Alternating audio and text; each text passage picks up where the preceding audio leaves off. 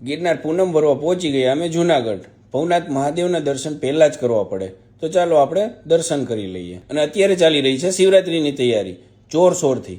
તો કોણ કોણ આવવાનું છે શિવરાત્રીનો મેળો કરવા? પેલાની જેમ ટાઈમે સાંજે 5 વાગે આપણે પગથિયા ચડવાનું ચાલુ કરી દીધું. પેલા તો 30 પગથિયે જ આપણે ધૂણાના દર્શન કરી લઈએ અને પછી આગળ વધીએ. ગિરનાર આ માત્ર પહાડ નથી, આ એક એવી યાત્રા છે જે શરીર કરતા પહેલા મનને બદલી નાખે છે. આગળ હાલતા હાલતા પહોંચી ગયા અમે 500 પગથિયા. ત્યાં વાનર સેના જાણે અમારી રાહ જોતી હોય એવું લાગતું હતું. રસ્તામાં આપણા ફોલોઅર્સ મળી ગયા તો જય ગિરનારીના અવાજ કર્યા, મોજ આવી ગઈ ભાઈ. 800 પગથિયા પહોંચીને માં ખોડલના દર્શન કરીને ઠંડી છાશ પીધી. જેમ રાત પડે એમ ઠંડીનો ચમકારો વધતો જતો હતો અને ગિરનારનો નજારો બહુ મસ્ત દેખાતો હતો. અહીં દરેક માણસ કોઈ ને કોઈ મનની પ્રાર્થના લઈને આવે છે. કોઈ દર્શન કરવા માટે, કોઈ શાંતિ મેળવવા માટે અને કોઈ પોતાની જાતને શોધવા માટે. પછી આપણે પહોંચી ગયા વેલનાથ બાપુની જગ્યાએ, જે 2000 પગથિયા આવેલ છે. ત્યારબાદ રાજા ગોપીચંદ ભરતરી ગુફાના દર્શન કર્યા અને ત્યાં પણ પ્રસાદી લીધી. અને પછી ધીમે ધીમે આગળ ચાલતા ચાલતા પહોંચી ગયા અમે રામજી ભગવાનના મંદિરે. ત્યાં પણ જામફળ ખાધા અમે, મોજ પડી ગઈ. પછી આગળ ચાલતા પહોંચી ગયા જૈન દેરાસર. ત્યાં એક અખંડ પગથિયું છે જે તમે જોઈ શકો છો.